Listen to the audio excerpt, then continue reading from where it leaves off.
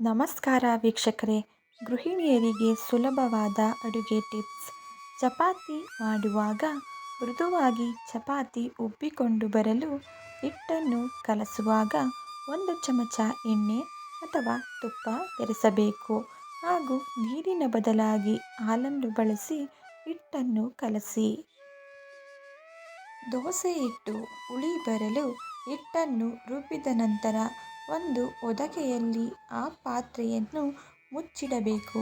ದೋಸೆ ಹಿಟ್ಟನ್ನು ಮಳೆಗಾಲದಲ್ಲಿ ಹುಳಿ ಬರಿಸುವ ಸರಿಯಾದ ವಿಧಾನ. ಒಂದೇ ಸಲಕ್ಕೆ 10 ಚಪಾತಿಗಳನ್ನು ಮಾಡಿಕೊಳ್ಳಲು ನೀವು ಸಾಧಾರಣ ಚಪಾತಿ ಹಿಟ್ಟನ್ನು ಕಲಿಸುತ್ತೀರಿ ಅಲ್ಲವೇ? ಅದೇ ರೀತಿ ಹಿಟ್ಟನ್ನು ಕಲಸಿಕೊಳ್ಳಿ.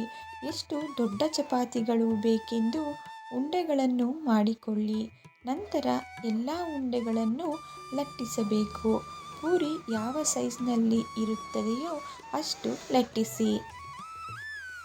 ನಂತರ ಒಂದೊಂದು ಲಟ್ಟಿಸಿದ ಪೂರಿ ಆಕಾರದ ಚಪಾತಿಯನ್ನು ತೆಗೆದುಕೊಂಡು ಎಣ್ಣೆ ಅಥವಾ ತುಪ್ಪವನ್ನು ಹಚ್ಚಿ ಒಂದರ ಮೇಲೆ ಒಂದು ಇಟ್ಟು ಈ ರೀತಿ ಒಂದೇ ಬಾರಿಗೆ 10 ಚಪಾತಿಗಳನ್ನು ಲಟ್ಟಿಸಿಕೊಳ್ಳಿ. ಲಟ್ಟಿಸಿದ ನಂತರ ಚಪಾತಿಯನ್ನು ಕಾವಲಿಯ ಮೇಲೆ ಬೇಯಿಸಿಕೊಳ್ಳಿ. ತೆಗೆದುಕೊಂಡರೆ 10 ಚಪಾತಿಗಳು ಸುಲಭವಾಗಿ ರೆಡಿ ಆಗುತ್ತವೆ. ಸಕ್ಕರೆ ಹಾಗೂ ಬೆಲ್ಲಕ್ಕೆ ಸ್ವಲ್ಪ ಲವಂಗವನ್ನು ಸೇರಿಸಿದರೆ ಇರುವೆಗಳು ಬರುವುದಿಲ್ಲ. ಅಕ್ಕಿಗೆ ಪಲಾವ್ ಎಲೆ ಮಿಶ್ರಣ ಮಾಡಿ ಇಟ್ಟುಕೊಂಡರೆ ಹುಳು ಬೀಳುವುದಿಲ್ಲ.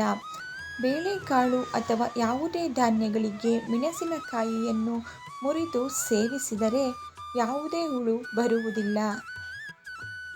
ಸ್ನೇಹಿತರೆ, ಕೇಳಿದ್ದಕ್ಕಾಗಿ ಧನ್ಯವಾದಗಳು. ಈ ಉಪಯುಕ್ತವಾದ ಮಾಹಿತಿ ವಿಡಿಯೋ ನಿಮಗೆ ಇಷ್ಟ ಆಗಿದ್ದರೆ ಹೆಚ್ಚಿನ ವಿಡಿಯೋಗಳಿಗಾಗಿ ದಯವಿಟ್ಟು ಚಾನಲ್ನ ಸಬ್ಸ್ಕ್ರೈಬ್ ಮಾಡ್ಕೊಳ್ಳಿ.